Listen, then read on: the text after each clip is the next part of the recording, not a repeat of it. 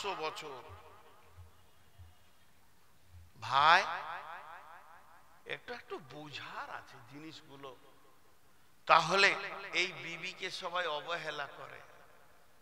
ছোট্ট দুটো যুক্তির কথা বলবো, তারপরে সূরা তাহরিমের দিকে যাব। যুক্তি দুটো যদি আমার ভুল হয় আপনারা বলবেন দারুণ ভুল কথা বলেছেন। আমি সবারই সামনে এরকম করে কান ধরে দাঁড়িয়ে বলবো আমার অন্যায় হয়েছে, মাফ করে দেন। আমার গ্রামের একটা খবর, বাস আমি জানি পাশের বাড়ির খবর। বোন আর দোলা ভাই এসছে বেড়াতে, আর কত দূরে গেল বলবো না, দিয়ে ঘরে শাসন করছে ভাইকে। দোলা ভাই শাসন করছে ওর শালাকে, বোনটা শাসন করছে ওর ভাইকে। কি বলছে? মা বাপকে দেখবি, মা বাপকে টাইমে খেতে দিবি। বোন বলছে ভাইটাকে মা বাপের মতো কেউ নাই। ভাবিটাকে শুনিয়ে শুনিয়ে বলছে যেন ওর কলজেটা জ্বলে। তোর ভাইটা বলছে আমার মা বাপ তোকে কিছু বলেছে কোনোদিন যে খেতে দেয় না? ঠিক আছে, তো সবই ঠিক আছে, আমার বউ রাঁধছে আর খেয়েছে না, দেখবি ভালো করে। তার মানে এটা আর বলছে না যে বিবির ঝোঁকে পড়ে যাস না। পরবর্তীকালে খবর শুনলাম ওই বোনটা ওর শাশুড়িকে 3 মাস ঘরে উঠতে দেয়নি। কি জজ! ওই দিকেও ঠিক আছে, ওর শাশুড়িকে 3 মাস ঘরে উঠতে দেয়নি। আমার গ্রামের ঘটনা, বাইদি ভাই আমি পৌঁছে গেছি তার কাছে, সম্পর্কে ফুফু হয়, পাশে এসে বলছে বেটা ভালো আছিস? আমাকে তুই করে বলছে, আর ওর ওটা বয়স, আমাকে তুই বলছে তো ভালো লাগছে। কেমন আছিস? রাত জেগে জেগে তোর চেহারা কেমন হয়ে গেল রে বেটা। তা আমি বলছি ফুফু এটা কে? বলছে আমার ছোট জামাই। জান ভরা জামাই রে বাবা, এমন জামাই পৃথিবীতে কারো হয় না। আমার বেটি যেটা বলবে ওইটাই ঠিকই নাকি? এবার জামাইয়ের বাপকে জিজ্ঞেস করবো ওর মাকে কেমন ছেলে। বাপ মা ছেড়ে দিয়েছে, শ্বশুর ঘরে পড়ে আছো বউ নিয়ে। বাপ মায়ের কলজে জ্বলছে আর ই বলছে আমার জামাই জান ভরা জামাই। ছোট্ট একটা উদাহরণ দিব, উদাহরণটার দিকে খেয়াল করেন। আর যে কটা দাঁড়িয়ে আছেন আপনাদের পা গুলো ধরছি, এবার বসেন। আমি অনেক লজ্জিত হচ্ছি লোকগুলোকে বায়ান বন্ধ করে করে আপনাদেরকে বলতে গিয়ে। আপনাদের কতটা চামড়া মোটা আছে আমি বুঝতে পারছি না। আপনাদের পা গুলো ধরছি, এবার বসেন। ভালো মানুষ হন, একবারের জন্য হন, আল্লাহর হস্তে হন। এই বস, পা ধরছি তো তোদের।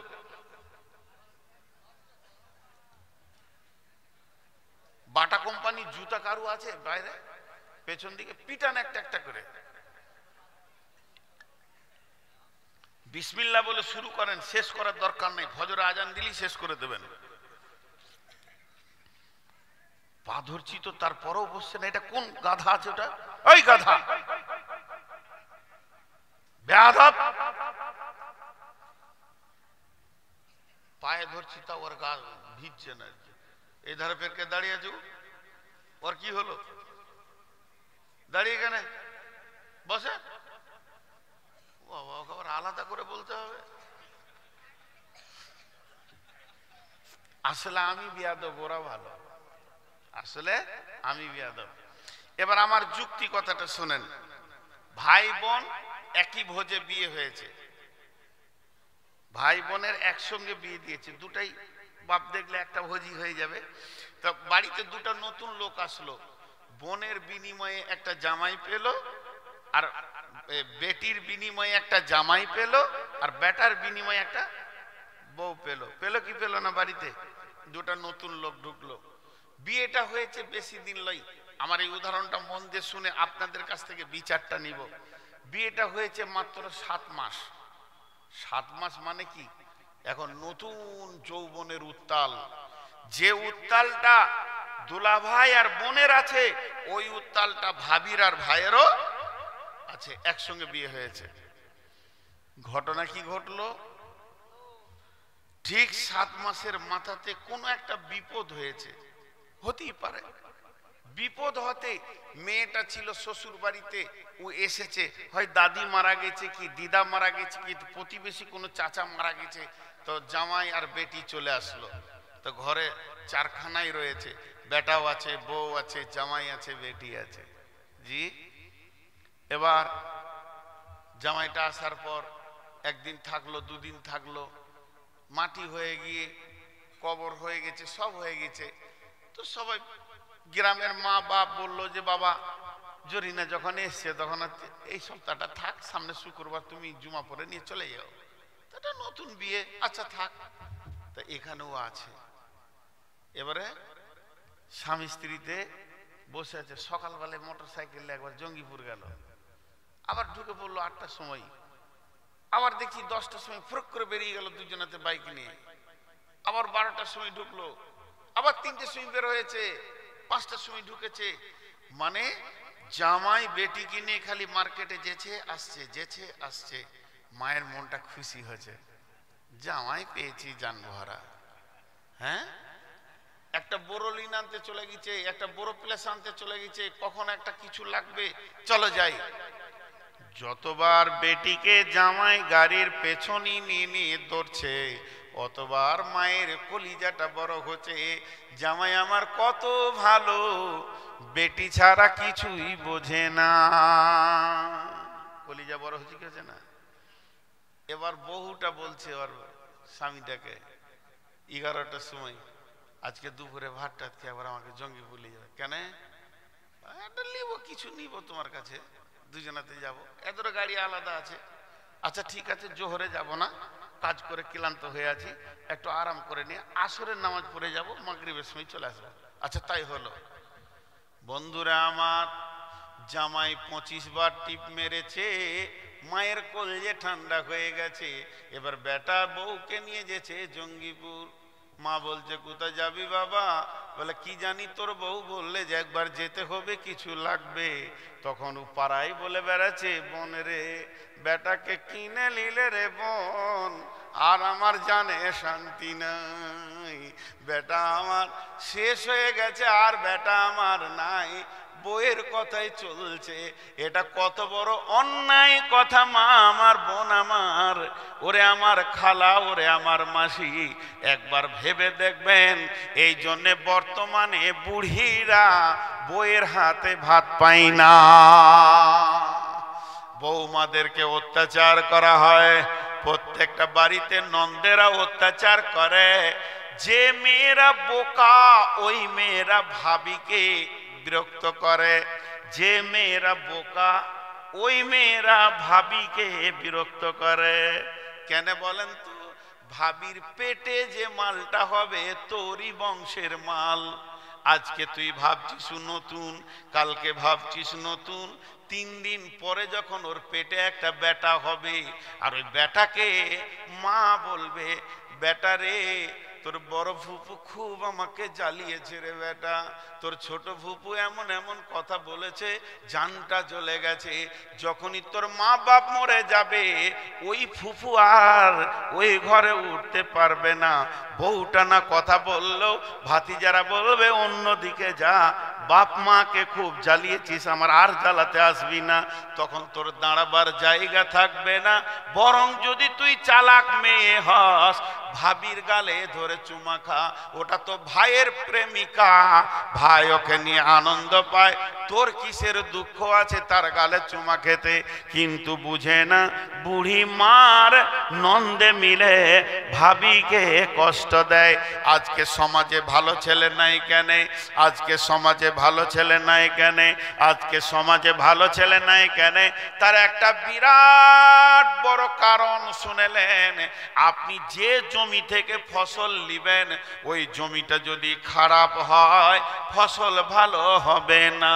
জমিটাকে চাষ দিয়ে জোর সার ইউরিয়া দিয়ে উর্বরতা বাড়াতে হবে, তবে ফসল ভালো হবে। তাহলে যে মেয়েটার পেটে তুই বংশের ছেলে লিবি, বেটা লিবি, বেটি লিবি, ওর মিজাজটা যদি সব সময় খারাপ হয়ে থাকে, ওর পেট থেকে সুসন্তান পাবি না। ওকে হাসিতে খেলাতে আনন্দেতে রাখ। তোর বংশে ভালো ভালো ছেলে সে জন্ম দিবে। এসেছে তোর বংশে ছেলে জন্ম দিতে, সে নিজের বংশে জন্ম দিতে করতে আসেনি। অতএব তোর বংশে যদি তুই ভালো ছেলে নিবি, ওই মেয়েটাকে ফ্রিতে রিল্যাক্সে রাখতে হবে, ওর ব্রেনটাকে ফ্রিতে রাখতে হবে। যত ব্রেন রিল্যাক্স থাকবে ওই মায়ের পেট থেকে সুসন্তান জন্ম নেবে। আপনাদের বিরক্ত লাগলো নাকি কথাটা শুনে? সকলে একবার মুখ খোলেন, বিরক্ত লাগলো নাকি? কিন্তু আমাকে বিরক্ত লাগছে, পেছনে কটা গাধা দাঁড়িয়ে আছে দিয়ে, যে যা মনে করবে বড়।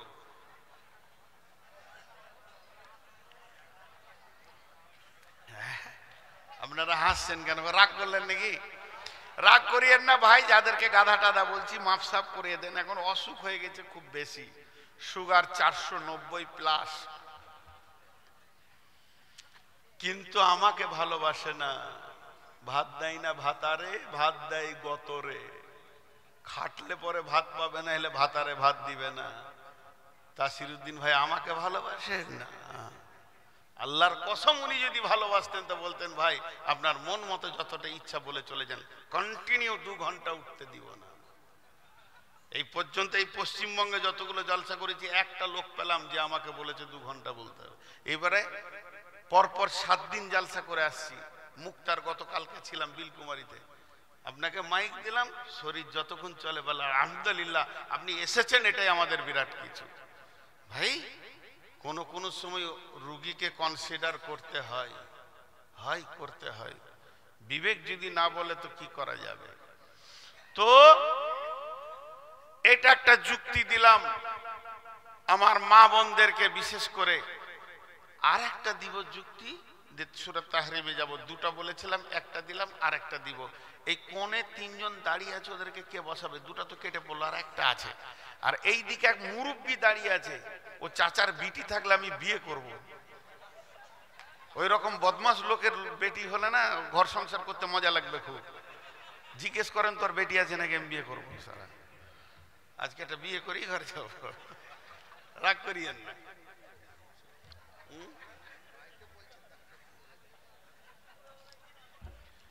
তো এখন আপনি আপনাদের সামনে আর একটা উদাহরণ দিব। সেটা কি জানেন? এর চাহিদা যতটা বিবির ওপর আছে, দোলা ভাইয়ের চাহিদা যতটা বোনের ওপরে আছে, অতটাই চাহিদা আমার ভাইয়ের ভাবির ওপরে আছে। আছে না নাই? কথা বলেন, আছে না নাই? আছে। এখন ঘটনা কি হয়ে গেল? ঘটনা হলো এই আপনাদের যেমন রাস্তা ধরেন, টোটোতে আসলো, ওখানে নামলো, হেঁটে হেঁটে ক্লান্ত হয়ে দুলাভাই বাড়ি ঢুকলো। তো আমার মা তখন বলছে আমার বোনকে, জরিনা যা যা যা, জামাইয়ের নাম করে বলছে, এই অমুক এসছে। যাই হোক, আমার যেটা দুলাভাইয়ের নাম সেটা ধরে বলছে, রফিক এসছে, যা একটু পাখা টাকা করগা, কারেন্ট তো নাই, পাখা করগা। পাখা করতে পাঠিয়ে দিল, খুব পাখা করছে। কিন্তু এই আমি মাঠে আছি, আব্বার হুকুম এই জমিটাকে কাজ শেষ করে তারপরে বাড়ি আসবি, এটা বলে এসছি। তার আমি আসতে পারছি না। আর মনে মনে ঘরে নতুন বউ আছে, খালি জানটা পড়ে আছে যে কখন বাড়ি যাব তো দেখব। আমার বিবির নাম খাদিজা, তো আমি অপেক্ষা করছি কখন যাব তো খাদিজার মুখ দেখব। ওই চাহিদাটা আমার আছে। ঠিক 11টার সময় নাঙ্গল জোয়াল ছেড়ে দিয়ে, মাঠের কাজ ছেড়ে দিয়ে, দয়লি ছেড়ে দিয়ে, হেঁসোয়া রেখে দিয়ে বারান্দায় এসে বসলাম। তা আমার মনটা বলছে এখন এসে যদি আমার বিবি আমার পাশে বসে একটু পাখা করে তো ভালো লাগবে। তখন আমার মা বলছে, এই ছেলে এলো, তুই যা পাখা কর। এটা বলছে না, তাড়াতাড়ি চুলাতে জাল দে, রান্নাটা কর, খেতে হবে ওকে। আমি ছেলেটাকে পানি দিগা। বলেন ইনসাফ হলো? ইনসাফ হলো না। এই বেইনসাফির কারণে আজকে বহু সংসার শেষ হয়ে গেছে। জি চলেন সূরা তাহরিমে যাব। বিসমিল্লাহির রহমানির রহিম। দারাবাল্লাহু মাসালান লিল্লাযীনা কাফারু ইমরাআতা নূহিন ওয়া ইমরাআতা লূতিন কানাতা তাহতা আবদাইনি মিন ইবাদিনা সালিহাইনি ফাখানাতাহুমা ফালাম ইগনি আনহুমা মিনাল্লাহি শাইআ ওয়া কিলা দুখুলান নারা মা'আদ দাখিলিন। আপনারা মন দিয়ে শোনেন, বিশেষ করে মা বোনদেরকে বলছি, আপনারা একটু ধ্যান দেন। মেয়েদের আল্লাহ তিনটে ভাগ করেছে দাম্পত্য জীবনের। এই দাম্পত্য জীবনের দুটো ভাগ, আর একটা দলের বিয়ে হয়নি, টোটাল তিনটে ভাগ হচ্ছে। কথা বোঝাতে পারলাম? যাদের বিয়ে হয়েছে তাদের দুটো ভাগ, একজনের স্বামী ভালো, একজনের স্বামী খারাপ। আর যার বিয়ে হয়নি, যেগুলো ইয়ং মেয়ে, ব্যাচেলিয়ার মেয়ে, তাদের ওই একটাই ভাগ, ওদের কোনো স্বামী নেই। এই তিনটে ভাগ আল্লাহ কোরআনে করেছেন। চরিত্রের দিক থেকে মেয়েদের 8টা ভাগ করেছেন কোরআনে আল্লাহ। আর সংসার সুখের হওয়ার ব্যাপারে 3টে আমলের কথা আল্লাহ কোরআনে বলেছেন। তো এই 3টে ভাগ আপনাদের সামনে তুলে ধরেছি। ভাগগুলো এবার আমি বলতে রয়েছি, মা বোনেরা শুনেন। এখানে আমার অনেক বোন আছে, অনেক মা আছে, অনেক খালা আছে, অনেক আমার বেটি আছে। সেই বেটি, সেই খালা, সেই বোন, সেই মা যদি মনে মনে করে আমার স্বামী ভালো, আমার স্বামী 5 ওয়াক্তের নামাজ পড়ে, তাহাজ্জুদের নামাজ পড়ে, আমার স্বামী জিকির করে, আমার স্বামী দান করে, খয়রাত করে, আমার স্বামী যত রকম ভালো আমল আছে কোনোটা বাদ যায় না, গাঁওয়ালা তাকে ভালো বলে, দেশওয়ালা ভালো বলে, ওই স্বামীর আমি স্ত্রী, ওই রকম দামি মানুষের আমি স্ত্রী, তাহলে আমি ওই স্বামীর বদৌলতে জান্নাতে চলে যাব। কথাটা বুঝে এলো? আল্লাহ বলছে হবে না, অত সুখ নাই, তুমি নিজের আমলে দাঁড়াও। স্বামী ভালো, স্বামী নেককার, তাতেই তুমি জান্নাতে যাবে? হবে না। আল্লাহ বলছে তোমার লেগে আমি উদাহরণ রেখেছি, একটা উদাহরণ, মিশাল রেখে দিয়েছি।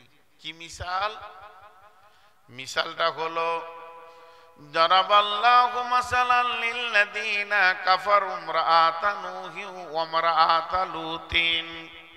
হে পৃথিবীর মহিলারা, যারা আমল করে না, যারা নিজেরা আমল করে না, আমলে কোনো রকম গুরুত্ব দেয় না, গুনহাতে মেতে আছে, বেপরদা হয়ে আছে, বেহায়া বেলিল্লা করে নিজের জিন্দেগি কাটাচ্ছে, যারা কোনোদিন আল্লাহ মানে না, রসুল মানে না, মানে না তো মানে না, নিজের স্বামীকেও মানে না, এই মেয়েরা স্বামী যতই নেককার হোক না কেন তার বদৌলতে জান্নাতে যাবে না।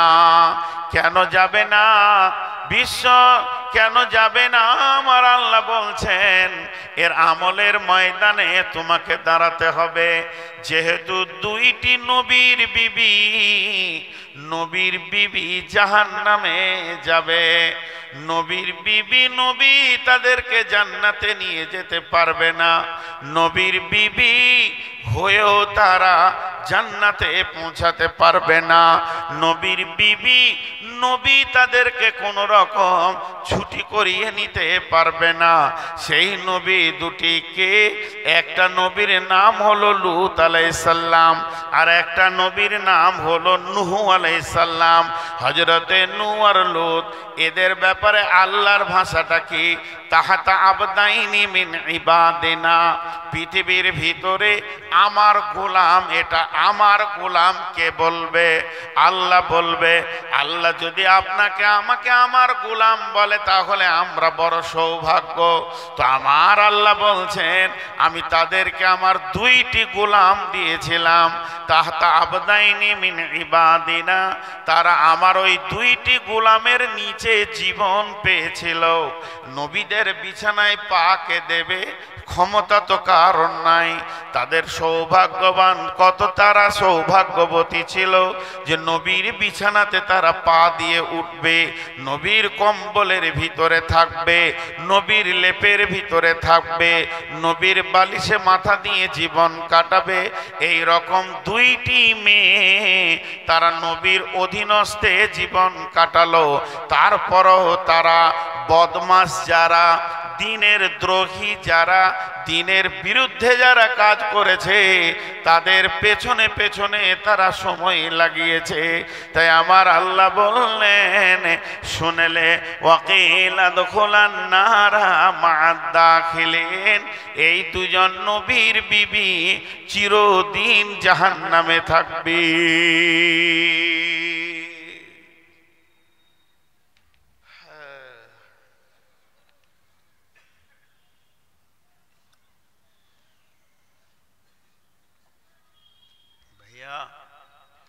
জিভ শুকিয়ে গেছে, তো একটু করে পানি নিয়েছি, এত শীতে পেঁয়াস লাগেনি। তো আমি কি বললাম, নবীর বিবি জাহান্নাম চলে গেল।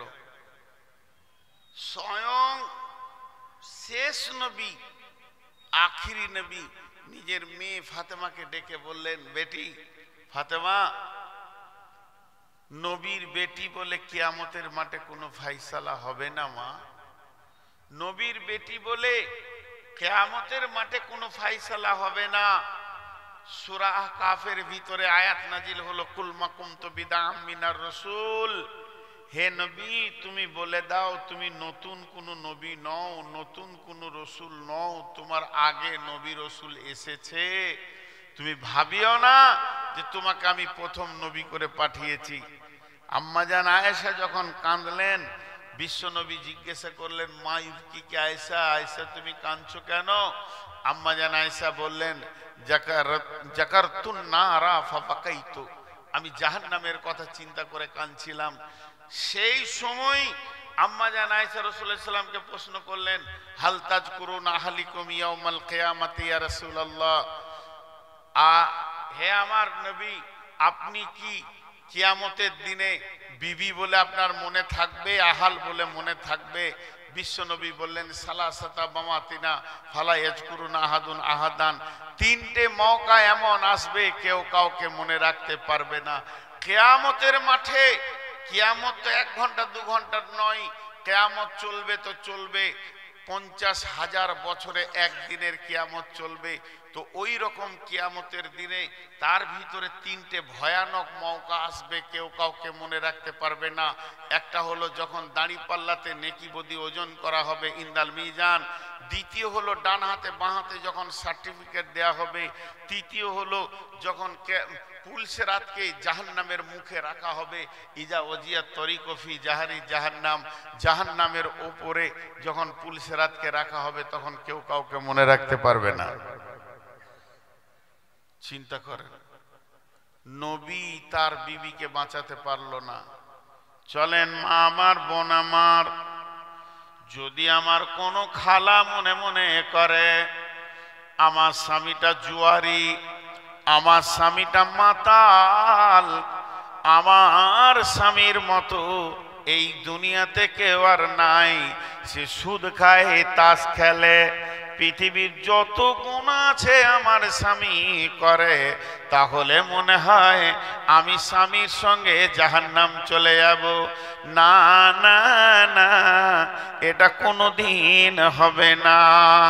আল্লাহ বলছে, গোলাম রে, যেমন নবী তার বিবিকে বাঁচাতে পারলো না, আমার ইনসাফের দাড়ি বড় সূক্ষ্ম, তেমনি কোন গুনাহগার তার বিবিকে জাহান্নাম নিয়ে যেতে পারবে না।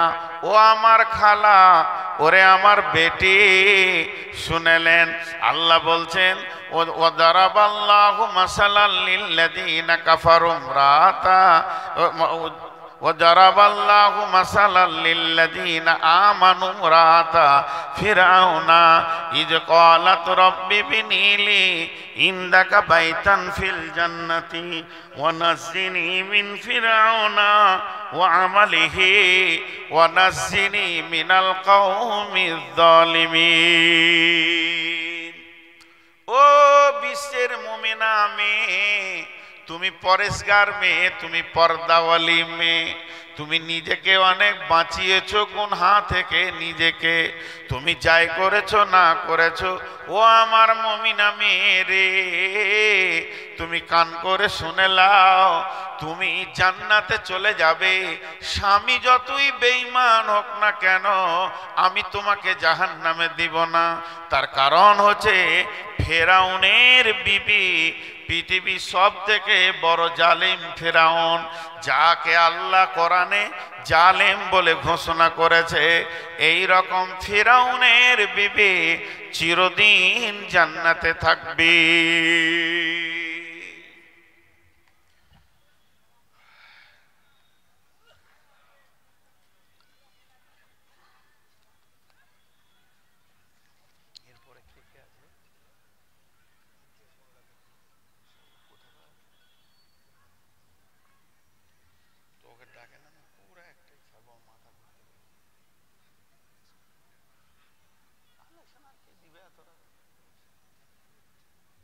সেটা আমি ঘুরাবো, আপনি আমি পাঠাবো, ওরা রেডি আর ওখানে হয়ে যাবে ওরা একটাই।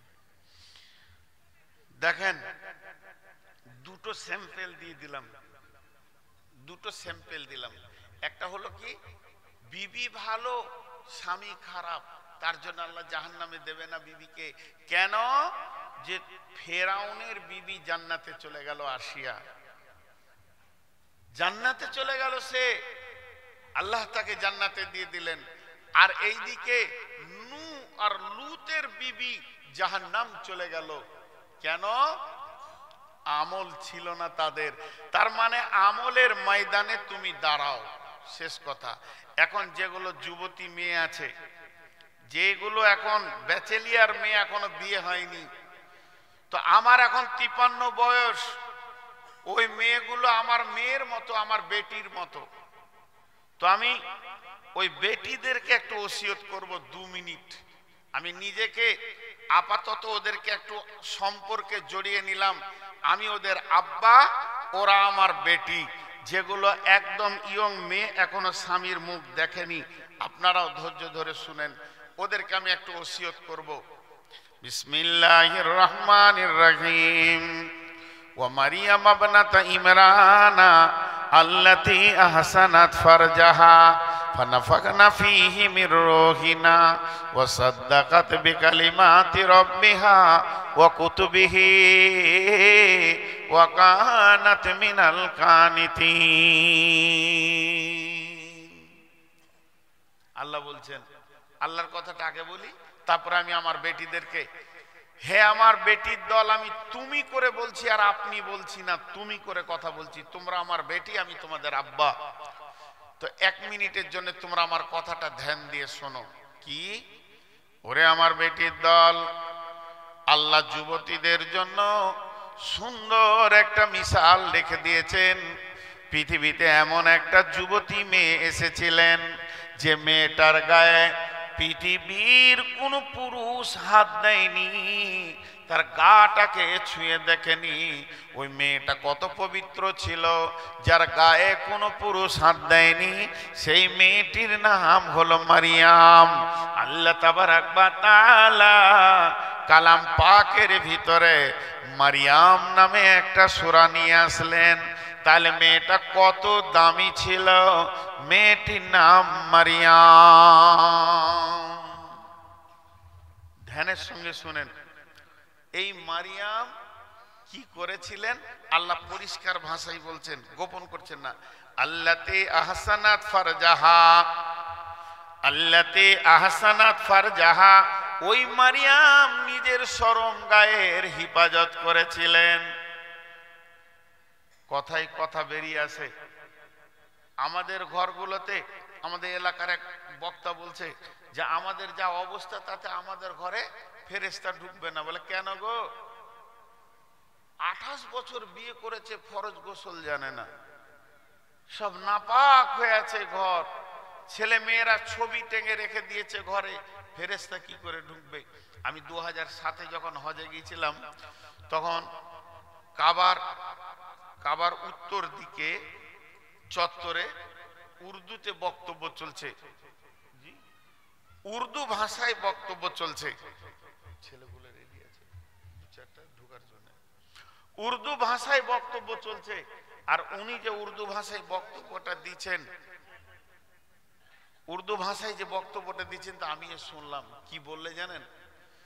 বাহা বাহা বাহা বাহা মারিয়াম, ও মারিয়াম তুমি কত সুন্দর, আল্লাহ তোমাকে বানিয়েছে রে মারিয়াম।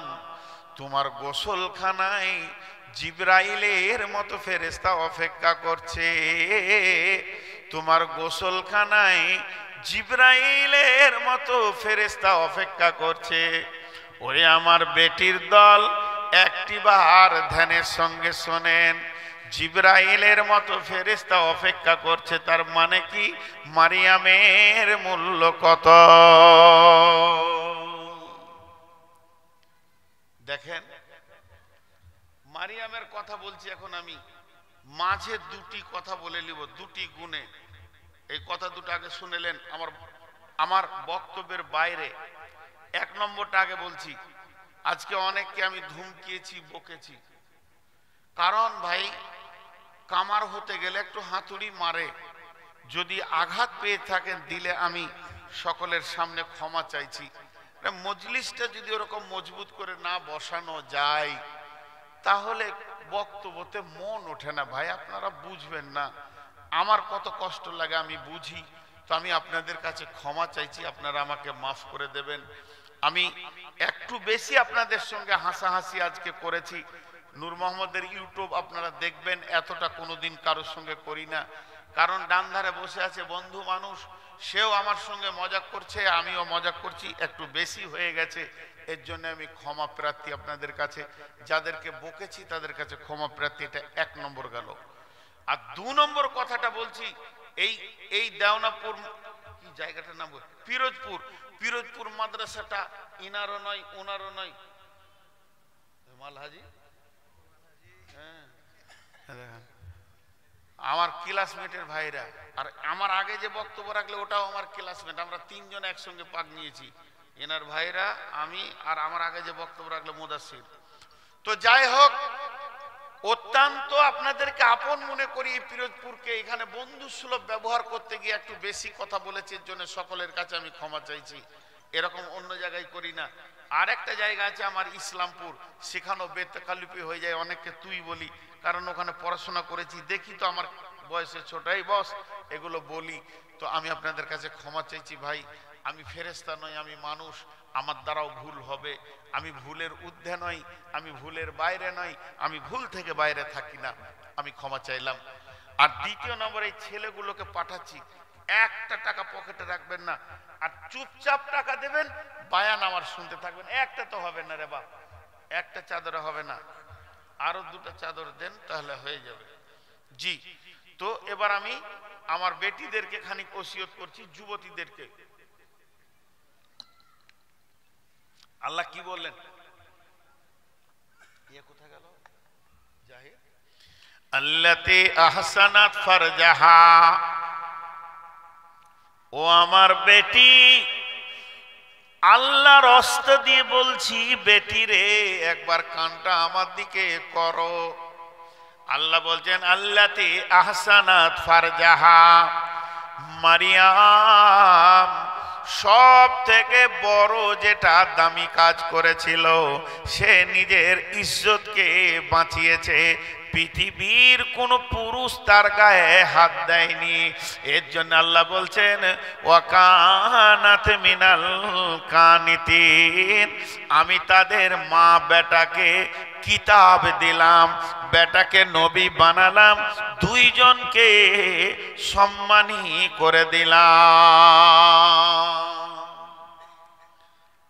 আপনারা একটা কথা আমার উত্তর দেন, তাহলে জানবো যে শুনছেন ধ্যানের সঙ্গে।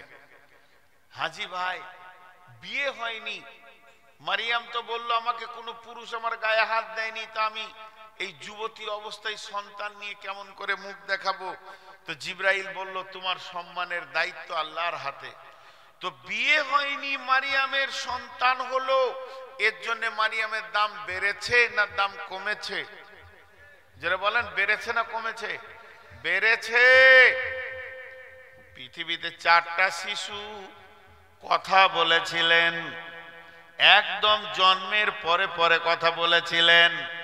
পৃথিবীতে 4টা শিশু কথা বলেছিলেন।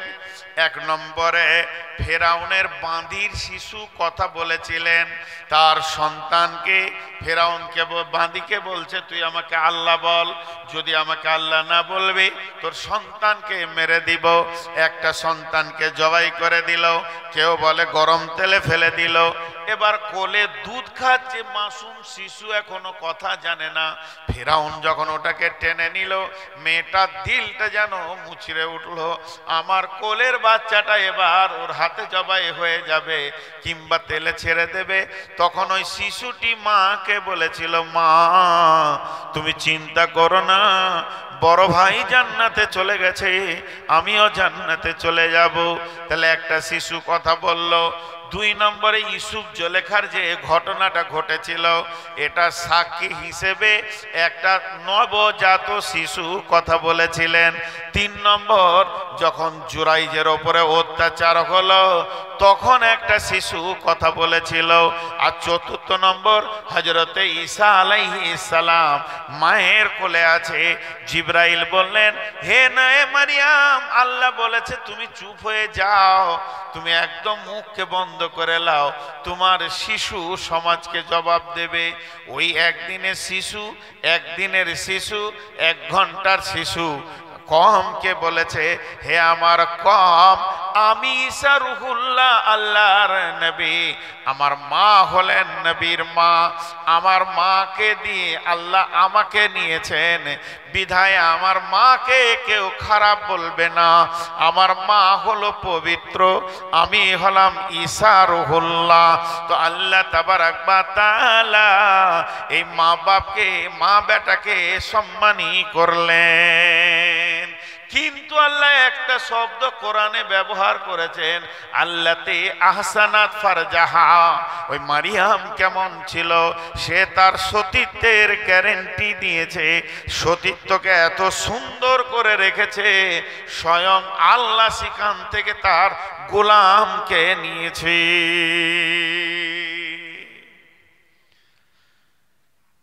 একটা আপনাদের এখানে খাওয়ার ব্যবস্থা আছে নাকি? তো কিসে খেতে দেন? কাগজের পাতা না, শাল পাতার মতো কাগজের পাতা।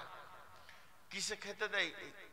জালসাতে বা ভোজে কথা বলে না, কাগজের পাতা। আর একটা আছে কড়ির থালা, দেখেছেন কড়ির থালা?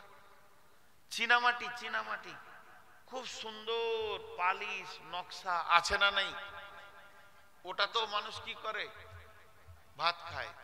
তো ভাত খাওয়ার আগে কাগজের থালাটাকে ধুবে, ময়লা থাকলে হাত দিয়ে তুলে দেবে, এমনি করে কাছে টানবে, আদর করবে। কড়ির থালাটাকেও এরকম আদর করে, করে কি করে না? কথা বলেন, করে কি করে না? তো কড়ির থালাটাকে কাছে টানে, ওতে ময়লা থাকলে তুলে দেয়, এই ভাই খানিক পানি দাও তো একটু ধুয়ে দেয়, ভাতটা নেই।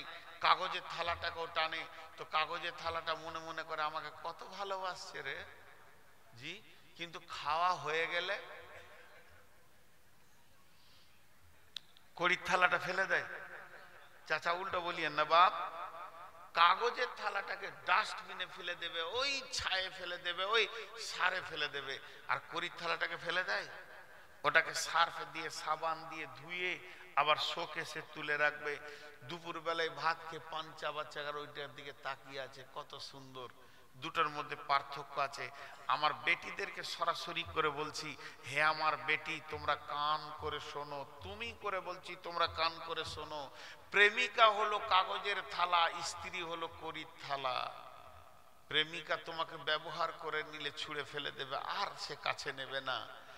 আর স্ত্রী হলো কেমন, কড়ির থালা, কাছে থাকবে, শোকেসে থাকবে, ঘুরবে ফিরবে, বিছানায় থাকবে, রান্না করবে, খাওয়াবে। তুমি প্রেমিকা হতে যেও না, বরং স্ত্রী হও। অপেক্ষা করো, তোমার আব্বা তোমার মা সুন্দর ছেলে দেখে বিয়ে দেবে, কারো প্রেমিকা লুচ্চার ডাকে সাড়া দিও না। এইটাই আল্লাহ তাবারক ওয়া তাআলা ওসিয়ত করতে চাইছেন। তো আজকে আমার টোটাল বক্তব্যটা কি ছিল? প্রথম দিকে আমার বক্তব্য ছিল আত্মার সাথে বিবির সম্পর্ক, বাকি দেহের সঙ্গে সবারই সম্পর্ক। দেহ একদিন ধ্বংস হবে কিন্তু আত্মা ধ্বংস হবে না। বিবির সাথে সম্পর্ক শেষ কোনোদিনই হবে না। জান্নাতে গিয়ে স্বামী স্ত্রী একই বিছানায় থাকবে, মা বাপের জান্নাত কিন্তু আলাদা হয়ে যাবে। সেই স্ত্রীকে অবহেলা করার কারণে সমাজে আজকে সুসন্তানের অভাব। যে মাটি থেকে আপনি ফসল নেবেন সেই মাটিটার উপরে যদি ঠিক নজর না থাকে তাহলে সেখান থেকে ভালো ফসল হবে না। বিবিকে যদি আদর করে কোলে শুনতিতে উৎফুল্লে আনন্দিতে না রাখতে পারেন, তার কাছ থেকে সুসন্তান পাওয়ার অনেকটা অভাব হয়ে যাবে। আর আল্লাহ তাবারাক ওয়া তাআলা টোটাল মেয়েদের তিনটি ভাগ করলেন সূরা তাহরিমে। প্রথম হলো স্বামী ভালো কিন্তু স্ত্রী খারাপ, তার জন্যে স্বামী জান্নাতে নিয়ে যেতে পারবে না। দ্বিতীয় হলো স্ত্রী ভালো স্বামী খারাপ, এর জন্যে স্ত্রীকে আল্লাহ জাহান্নামে দেবেন না। আর 3 নম্বর হলো যুবতী ব্যাচেলিয়ার মেয়েদেরকে বলছি, তোমরা তোমাদের নিজেদের সতীত্বের গ্যারেন্টি দাও, তো আল্লাহ তাবারক ওয়া তাআলা তোমাকে সুসন্তানের মা করবে। এর জন্য ঈসার মা মারিয়ামকে দিয়ে সারা পৃথিবীকে ওসিয়ত করে দিল। আজকে টোটাল বক্তব্য এটাই ছিল, কিন্তু বক্তব্য দিকে আমি চলে যাব। 5টা মিনিট আপনাদের কাছে একটা 10,000, একটা 50,000, একটা 20,000, একটা 5,000 দেখব। কেউ আছেন আল্লাহর গোলাম? আমি যতই ভাইয়ের সঙ্গে ঠাট্টা করি, মাদ্রাসা তো ওনার নয়, মাদ্রাসা সারা মুসলিম জাহানের মাদ্রাসা, সারা মুসলিম জাহানের মাদ্রাসা। এ মাদ্রাসা আমার, এ মাদ্রাসা আপনার। বিধায় কেউ আছেন, আমাকে অবাক লাগে এই পিরোজপুরের লোককে, আল্লাহ এনাদেরকে কত বড় তৌফিক দিয়েছেন। আমি কয়েকবার আসলাম, এ বিশাল মাদ্রাসা করে এক প্রত্যন্ত জায়গাতে বসে আছে। আমি আস্তে আস্তে জাহির ভাইকে বলছিলাম, আমি দিয়ারে দেওনাপুরে 2-3 বছর থেকেছি। শহরে মানুষ যতই থাক না কেন, দিয়ারের ভিতরে যে একটা আলাদা স্বাদ আছে, অনুভূতি আছে টাটকা ফসলের, এটা পৃথিবীর কেউ জানে না। এর একটা আলাদাই মজা লাগে আমাকে। দিয়ারের জীবন সব থেকে আনন্দময় জীবন। তো কেউ আছেন আল্লাহর গোলাম, একটা 2,000, 5,000 দেবেন? কেউ নাই?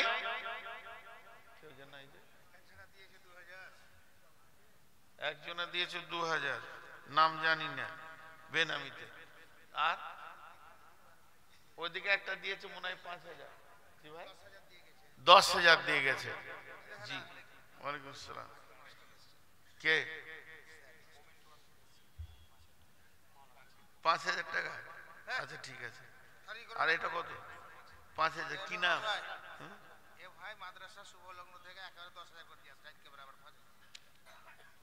আচ্ছা ঠিক আছে, 10,000ই দিবে যান ইনশাআল্লাহ।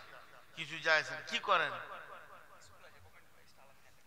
তাহলে আবার কেন 10,000 বলাটাও বিয়াদবি হবে মনে হচ্ছে। ওটাই। আচ্ছা ঠিক আছে। হ্যাঁ, আপনার নাম ভাই? সাকিরুল ইসলাম। 5,000। মাশাআল্লাহ। ওহ, কত ভালো শাশুড়ি গো। আবার রাগ করবে যদি কেউ কিছু বলি তো।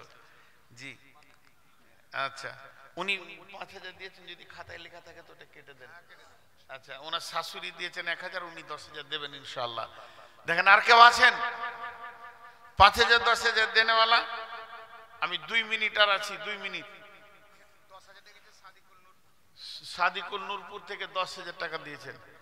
জি ভাই, আর কেউ আছেন আল্লাহর গোলাম, রসুলের উম্মত? আর কেউ আছেন 1,000, 2,000 দেনেওয়ালা? জি, উঠবেন না, শুনেন। ছেলে তো দিয়েছে রে বাপ। কোথা থাকে? বিদেশে বলতে কোথায়? উড়িষ্যাতে থাকে। কত দিয়েছে? 5,000। তা আপনি কত দিবেন? খুব চালাক লোক গো। হ্যাঁ, আমার থেকেও চালাক। আমি জীবনে এত চালাক লোক দেখিনি। বলছে আমি বেকার, গায়ের চাদরটা খুলে নিলে বেকার নাকি বুঝে নিবেন। আব্দুল মালিকের মা দিয়েছে 4,000। কত সুন্দর মা গো। তা আব্দুল মালিকের মা 4,000 দিয়েছে, তো ওই মাকে বলেন গে যে তোর, আর আমার নাম করলো তোর খাতির বেটা বললে আর 1,000 দে। চলে গেল। এই মালিক ভাই, আপনি কোথায় আছেন? মাকে যে বলেন তোর আর এক বেটা বললে যে আর 1,000 দে। আমাকে বেটা বলতে অসুবিধা আছে নাকি? মালিক ভাই, আপনি যেখানে আছেন মাকে গিয়ে বলেন আমি মাই বলছি, আর 1,000 দিয়ে 5 করে দেখ।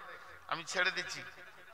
কই আলহামদুলিল্লাহ, দেখেন সালাদ দুটো ডিম চেয়ে হেলিলে ভালো হতো গো, সকালে খাওয়া হতো। আমি ভুল করেছি। আচ্ছা ঠিক আছে, মাশাআল্লাহ। আর কেউ আছেন আল্লাহর গোলাম? 1000 2000 বললাম না যে একটু মজাক বেশি হয়ে গেছে এখানে। কেউ আছেন আল্লাহর গোলাম, রসুলের উম্মত? ঠিক আছে, একটা ছোট্ট কথা বলে শেষ করে দিই। পৃথিবীতে বিভিন্ন ফুলের বিভিন্ন সেন্ট আছে, আর বিভিন্ন ধরনের তার মধ্যে সাবজেক্ট আছে।